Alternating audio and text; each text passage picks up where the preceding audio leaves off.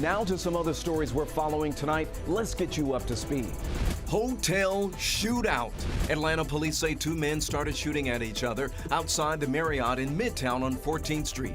It happened about 6:30 this morning. Check out all those bullet holes in the windshield of this car. Both men survived but were taken to the hospital. Charged. The man accused of killing a rapper in Atlanta is in police custody at the hospital. Atlanta police say Timothy LEEKS shot Chicago rapper King Von to death at the Monaco Hookah Lounge on Trinity Avenue Friday morning. LEEKS, who was also shot, is charged with murder. Two other people were also killed in the shooting.